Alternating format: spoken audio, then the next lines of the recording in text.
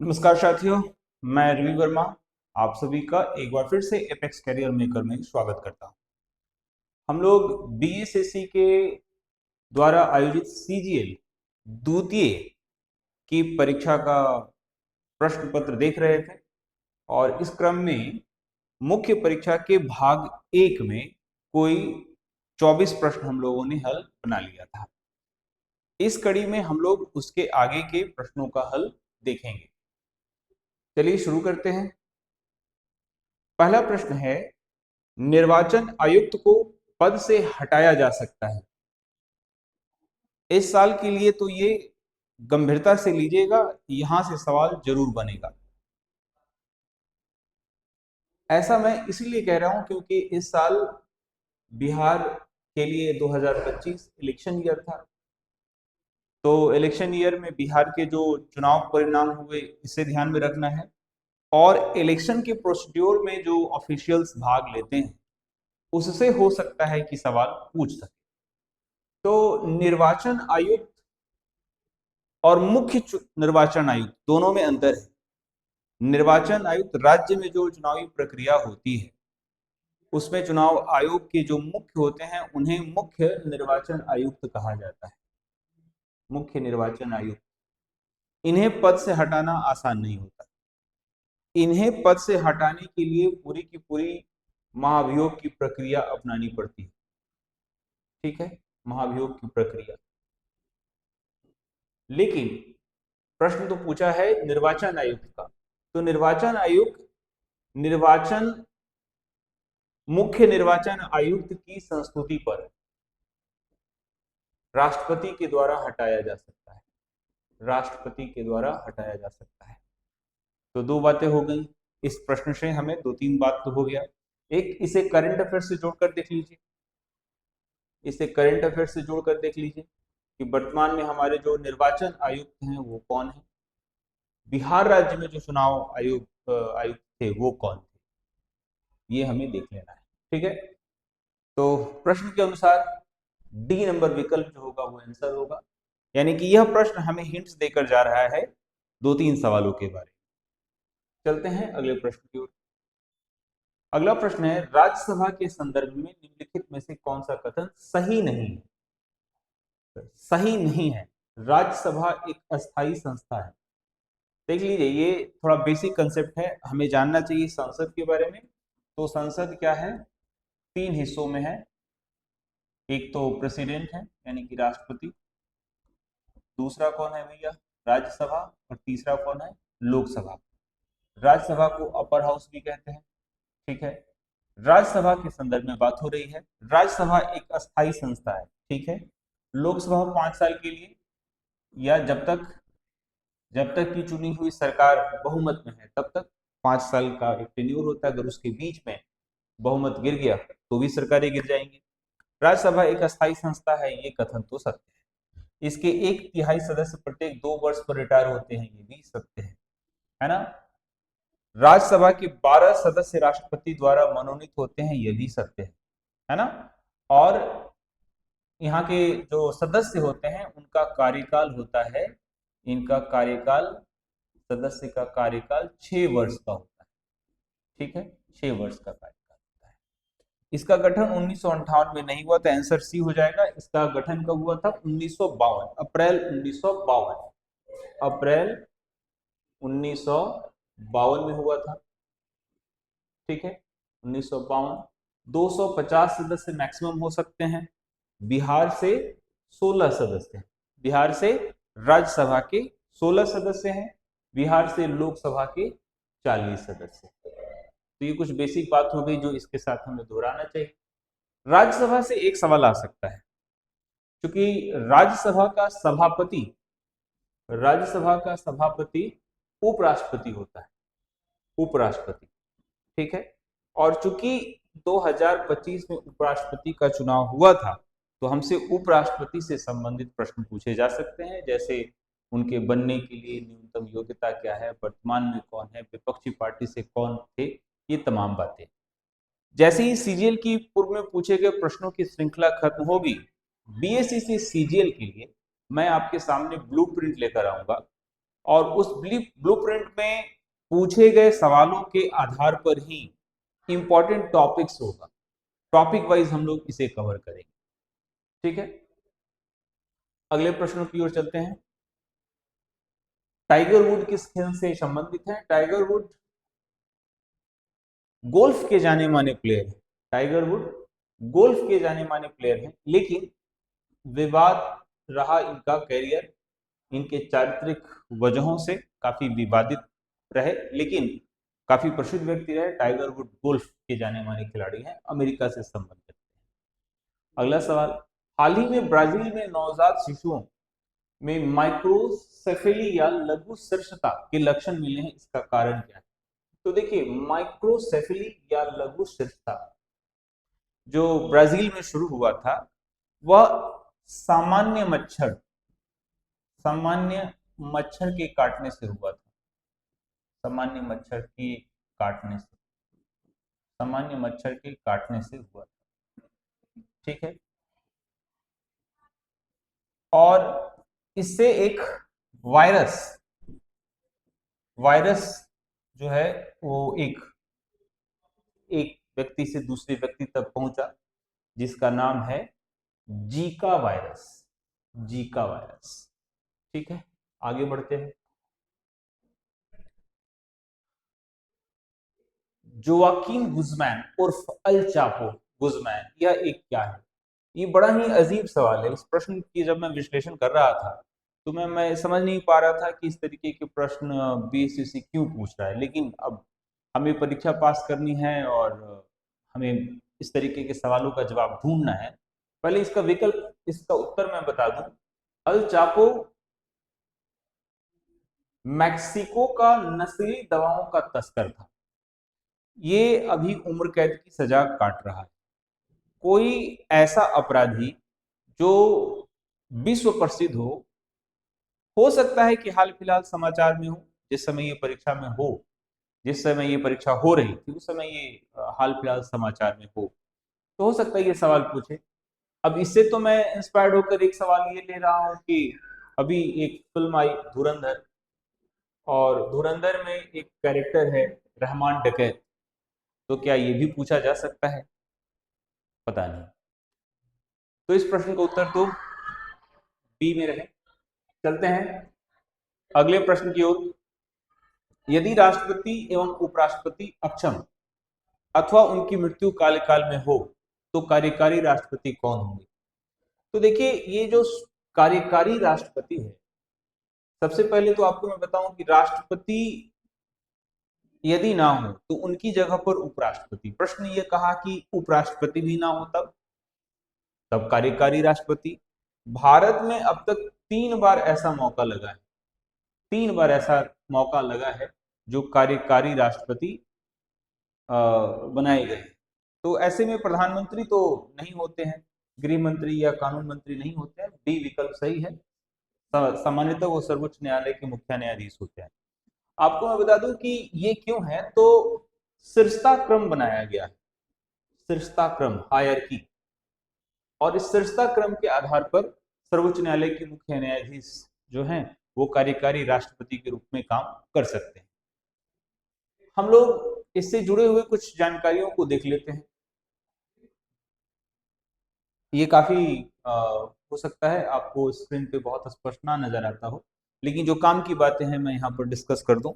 हमारे जो पहले राष्ट्रपति थे डॉक्टर राजेंद्र प्रसाद, वो 26 जनवरी से लेकर 1950 से लेकर मई 13 1962 तक थे, जिसमें वो chairman of the constitution assembly के नाते 26 जनवरी 1950 को पदभार ग्रहण किए थे। बाद में जब राष्ट्रपति का चुनाव हुआ तो उन्होंने यह चुनाव। डॉक्टर जाकिर हुसैन जो तीसरे राष्ट्रपति थे और पहले मुस्लिम राष्ट्रपति थे, इन्हीं का देहांत पद पर रहते हो गया था, डाइड ड्यूरिंग टेन्योर। ठीक है, उसके बाद इन्हीं के समय में यानी कि मई 3 1969 को ही 12 गिरी वेंकट गिरी वीवी गिरी को कार्यकारी राष्ट्रपति या एक्टिंग प्रेसिडेंट के रूप में बनाया गया था। आपसे सवाल जो प्रेसिडेंट से सवाल पूछता है पूछा जा सकता है कि पहले राष्ट्रपति कौन है, पहले उपराष्ट्रपति कौन है, पहले दार्शनिक राष्ट्रपति कौन है, पहले वैज्ञानिक राष्ट्रपति कौन है, पहले स्वतंत्र उम्मीदवार के तौर पर जीतने वाले राष्ट्रपति कौन है। तो वीवी गिरी हैं one as the independent candidate, ये भी याद रखना है। फखरुद्दीन अली अहमद केंद्रीय मंत्री थे और राष्ट्रपति बने थे। नीलम संजीवा रेड्डी ऐसे राष्ट्रपति थे जिनके खिलाफ कोई खड़ा नहीं हुआ था, इलेक्टेड अनअपोज्ड, तो ये भी महत्वपूर्ण है। ज्ञानी जैल सिंह पहले सिख राष्ट्रपति थे, है ना, पहले सिख राष्ट्रपति थे। वी आर वेंकट रमन, शंकर दयाल शर्मा, के आर नारायणन, ये सभी जो हैं वो वाइस प्रेसिडेंट थे और राष्ट्रपति बने थे। एपीजे अब्दुल कलाम के बारे में कहा जाता है फर्स्ट साइंटिस्ट प्रेसिडेंट।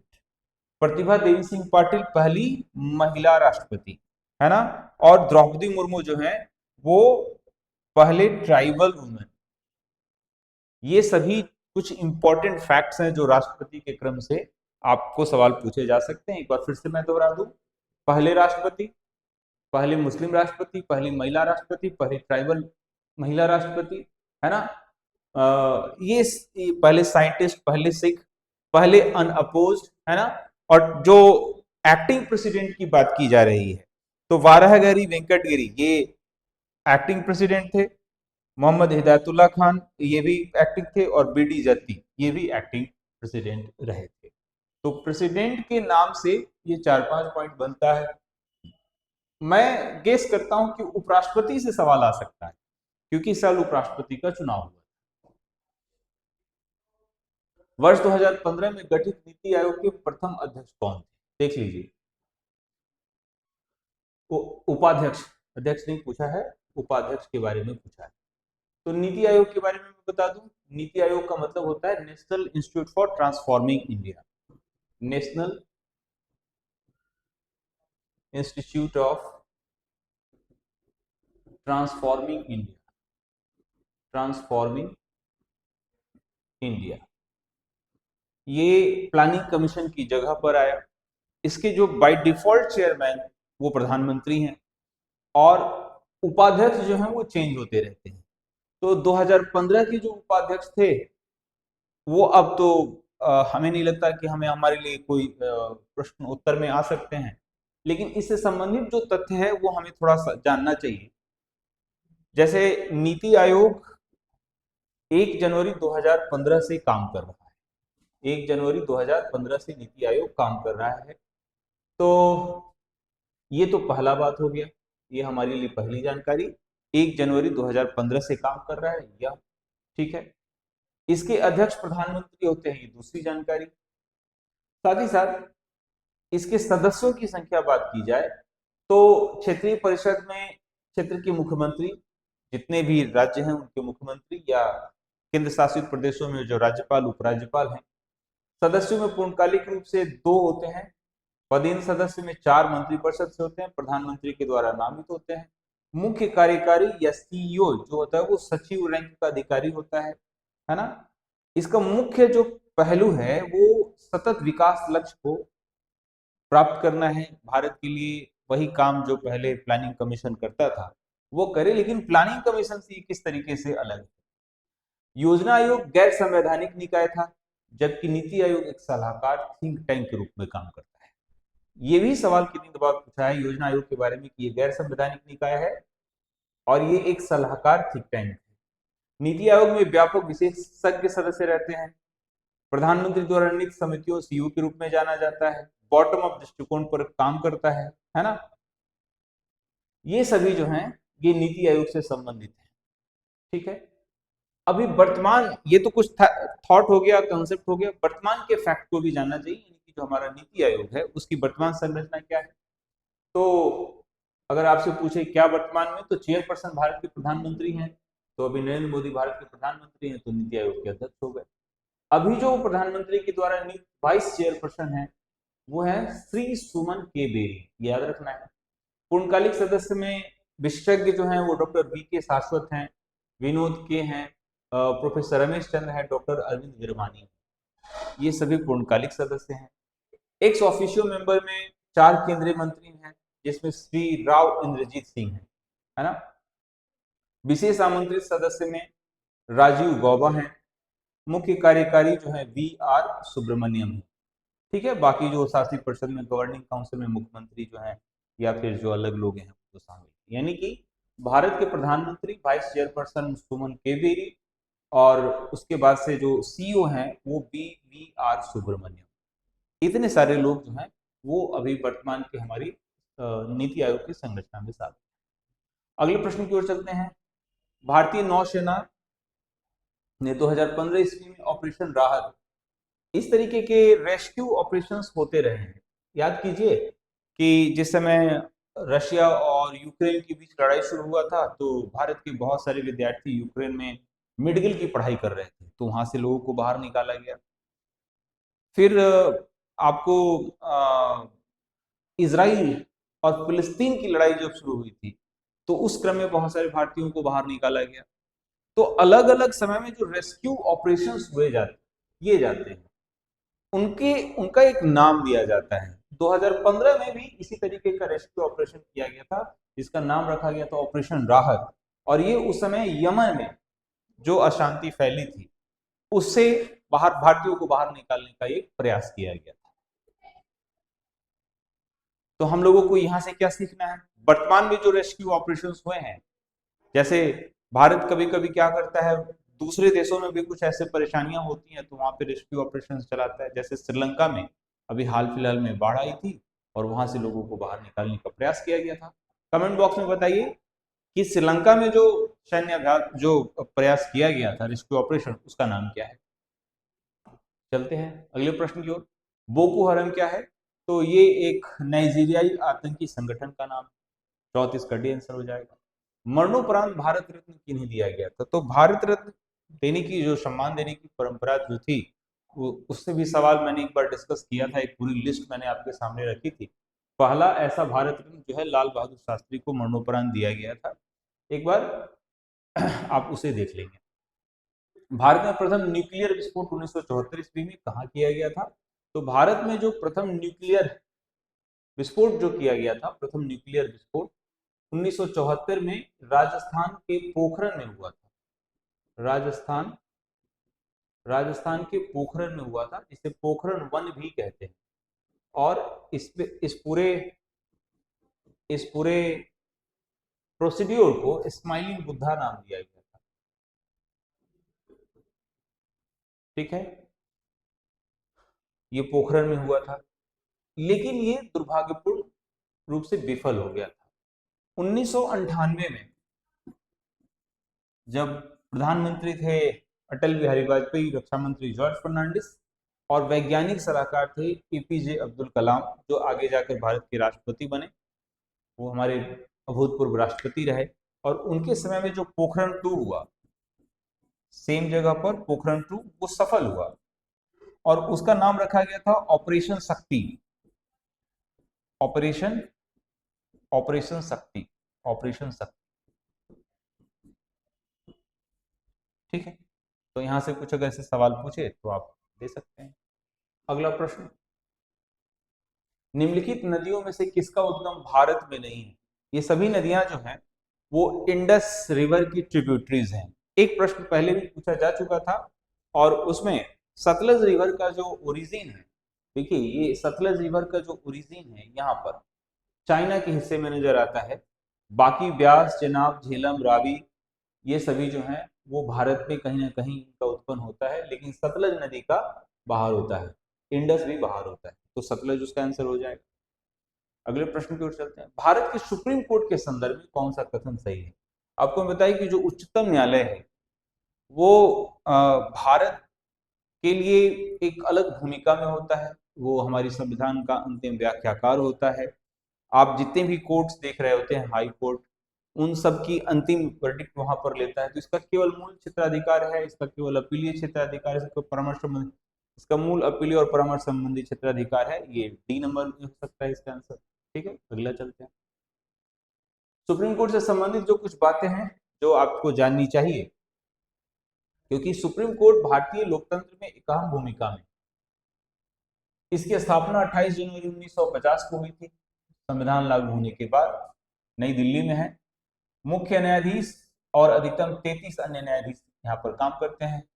आपको एक और बात, अभी हाल फिलहाल चीफ जस्टिस ऑफ इंडिया यानी मुख्य न्यायाधीश बदले हैं, तो ये आपके लिए महत्वपूर्ण हो सकता है। इसे करंट अफेयर से जोड़ लीजिए और आपको याद करके जाना है कि सीजेआई कौन है।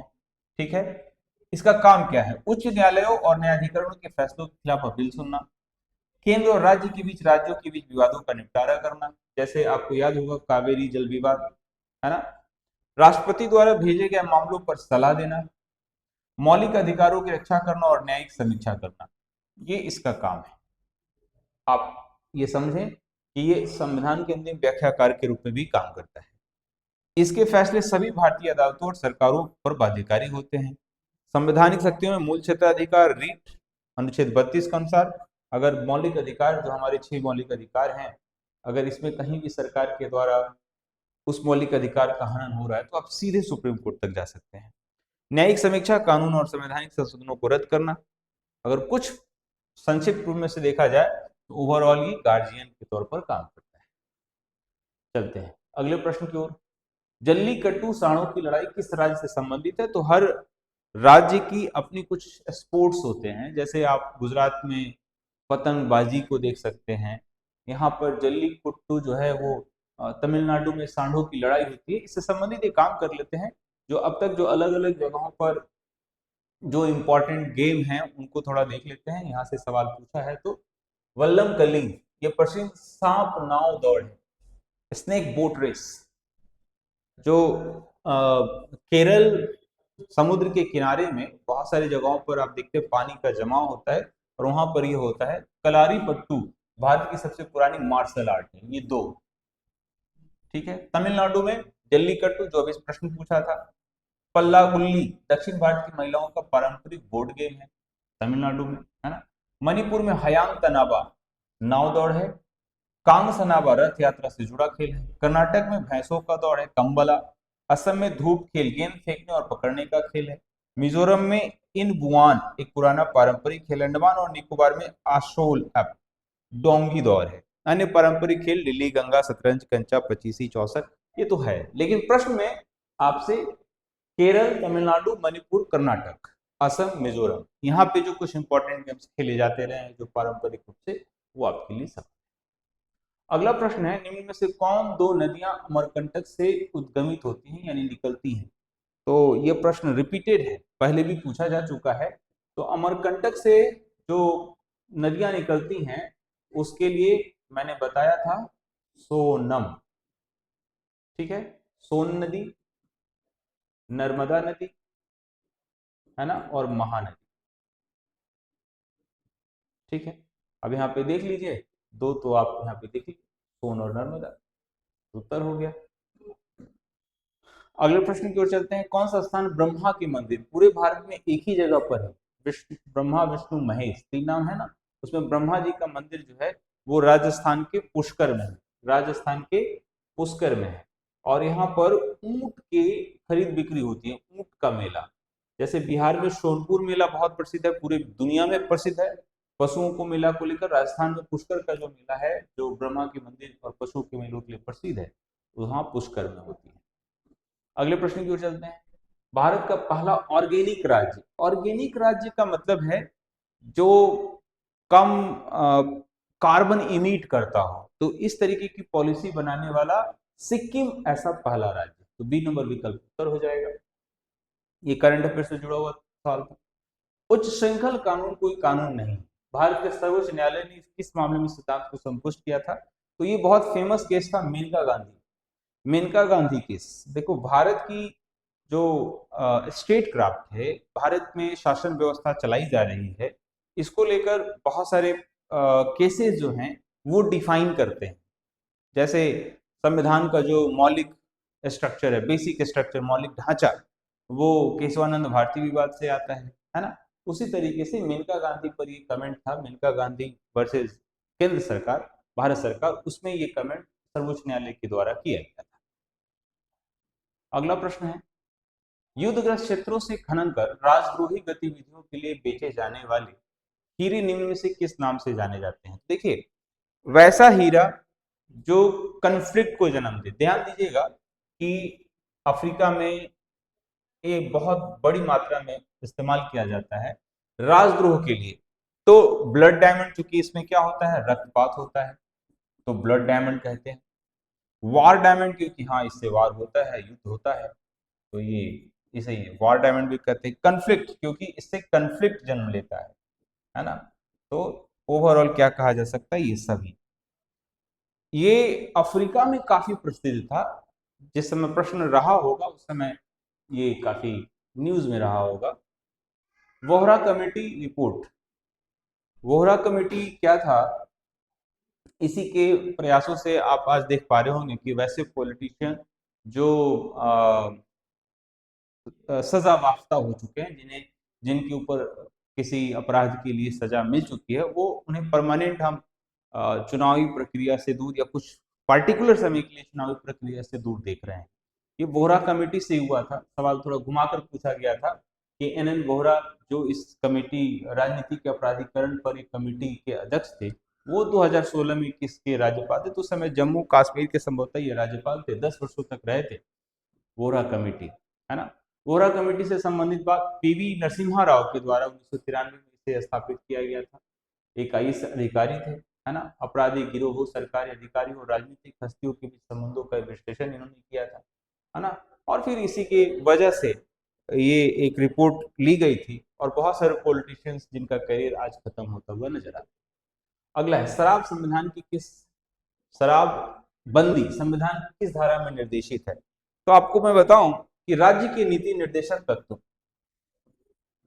राज्य के नीति निर्देशक तत्व यह कहते हैं, निर्देशक तत्व जो कि धारा 47 का हिस्सा है, ये कहता है कि वैसे कोई भी ऐसे कोई भी कार्य जिसमें आम जनता एक खराब जीवन शैली को, या फिर कह सकते हैं कि या मादक नशा या मादक पदार्थ की उपलब्धता को रोक सके, ताकि एक समाज को उच्च जीवन शैली प्रदान किया जा सके। ये धारा 47 से डीपीएसपी का ये हिस्सा है। अगला प्रश्न है, फीफा विश्व कप 2018 कहाँ आयोजित किया गया था। तो देखिए, फीफा जो है कतर में पिछला आयोजित किया गया था, और आने वाला समय में अमेरिका या ये 3 देश मिलकर इसे आयोजित करने वाले हैं। तो वर्तमान का आपको ध्यान में रखकर जाना चाहिए। भू स्थिर उपग्रह किस दिशा में घूमता है। तो देखिए, भू स्थिर उपग्रह को लेकर एक कंसेप्ट है, पहले उसके बारे में मैं चर्चा करूं कि पृथ्वी से जितने भी उपग्रह प्रक्षेपित किए जाते हैं, पृथ्वी से जितने भी उपग्रह प्रक्षेपित किए जाते हैं, तो वैसे जो पृथ्वी के मध्य में दूर से नजर आए, पश्चिम से पूरब की दिशा में ये घूमते हैं। इसका उत्तर क्या हो जाएगा, इसका उत्तर हो जाएगा पश्चिम से पूरब, पश्चिम से पूरब। ठीक है, आगे बढ़ते हैं। अगला प्रश्न, the old man and the sea नामक संक्षिप्त नोवेल उपन्यास के लेखक कौन है। अब ये भी प्रश्न मुझे हतप्रभ करता है, क्योंकि इस तरीके का प्रश्न है जो अभी हाल फिलहाल समाचार में भी नहीं था, लेकिन हाँ इंपॉर्टेंट बुक्स की लिस्ट में आता है। तो आप विविध सेक्शन में जाकर इसे थोड़ा देख सकते हैं। अर्नेस्ट हेमिंगवे, जिनकी मौत 1962-63 में हो गई थी संभवतः, इसके लिए उन्हें नोबेल पुरस्कार भी मिला था। अर्नेस्ट हेमिंगवे, बी नंबर इसका उत्तर हो जाएगा। अगले प्रश्न की ओर चलते हैं। भारतीय संविधान का कौन सा अनुच्छेद राज्यों की संवैधानिक तंत्र के असफल होने की स्थिति में राष्ट्रपति शासन। तो राष्ट्रपति शासन 2-3 परिस्थितियों में लगाई जाती है, लेकिन संवैधानिक तंत्र के असफल होने की स्थिति का मतलब अनुच्छेद 365, ऐसे सामान्यतः 356 पे भी लगता है। ठीक है, अनुच्छेद 365 इसका उत्तर हो जाएगा। चलते हैं अगले प्रश्न की ओर। भारत में जेनेटिक रूप से परिवर्तित किस फसल को व्यापारिक उत्पादन के लिए अनुशंसित किया गया है। तो जेनेटिक रूप से मॉडिफाइड का मतलब होता है कि यदि हम कोई वैज्ञानिक प्रयोग करके किसी फसल को उत्पादित करते हैं, लोगों के बीच उपयोग के लिए अलाउ करते हैं, तो उसका कोई दुष्प्रभाव लोगों के ऊपर नजर ना आए, है ना। तो ऐसा बीटी कॉटन जो है, इसका हम लोगों ने व्यापारिक उत्पादन के लिए अनुशंसित किया है। सी नंबर इसका विकल्प हो जाएगा। नोबेल पुरस्कार किस देश के लिए दिया जाता है? तो नोबेल पुरस्कार से सवाल एक रहता ही रहता है, कभी विजेता का नाम पूछता है, उनका देश पूछ लेता है, कभी नोबेल के बारे में ही पूछ लिया जाता है, राइट। तो नोबेल के बारे में थोड़ा बहुत जान लीजिए कि नोबेल जो है वो 6 क्षेत्र में दिया जाता है, ठीक है, जिसमें शांति शांति के लिए जो नोबेल दिया जाता है वो नॉर्वे में दिया जाता है, नॉर्वे, ठीक है। और बाकी जो रसायन रसायन भौतिकी या चिकित्सा, साहित्य और अर्थशास्त्र, ठीक है, ये 5 क्षेत्र जो है वो स्वीडन स्वीडन स्वीडन में दिया जाता है, ठीक है, ठीक। शांति का नॉर्वे, सबसे पहले यही दिया जाता था, यही, बाद में ही ऐड होगा, सबसे अंत में अर्थशास्त्र ऐड होगा। मैथमेटिक्स के लिए, मैथ्स के लिए एबल पुरस्कार दिया जाता है, एबल पुरस्कार, नोबेल पुरस्कार नहीं।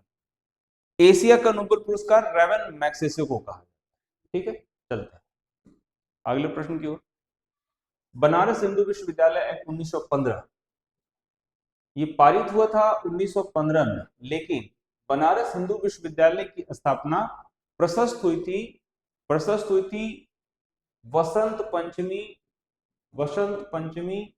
1916 में, ठीक है। और ये पंडित मदन मोहन मालवीय के द्वारा हुआ था, और ये भी अब आगे जाकर भारत रत्न से सम्मानित हुए, भारत रत्न मदन मोहन मालवीय को भी मिला था, ठीक है। इसी में गांधी जी पहली दफा भाषण दिए थे, गांधी जी का पहला भाषण, और 1916 तो भारत के इतिहास में काफी प्रसिद्ध रहा है। आगे जाकर आईएनसी की बैठक होती है, आईएनसी की लखनऊ में बैठक होती है ना, और आपको फिर बहुत सारे तथ्य यहाँ से निकल कर बाहर आते हैं, है ना।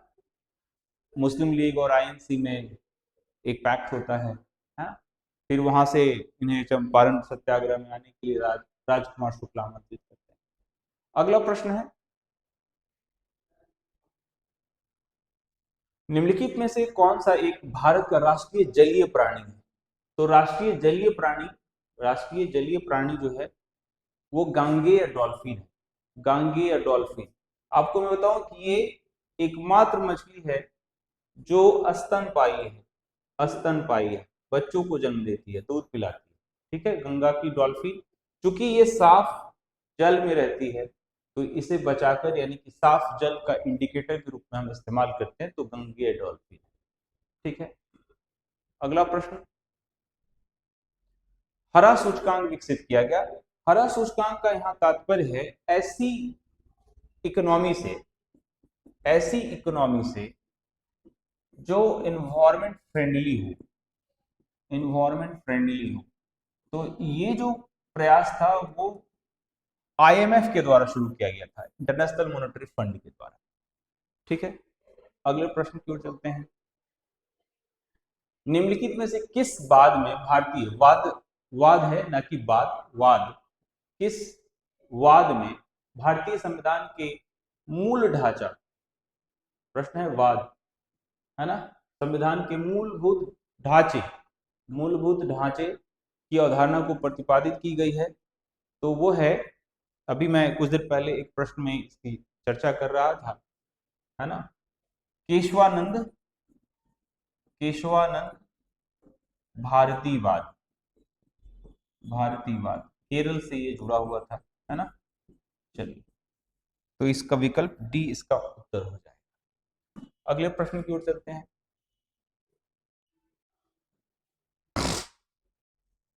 संविधान सभा के संवैधानिक सलाहकार कौन थे? तो BNR राव है, बेनेगल नरसिंह राव। तो आपको संविधान सभा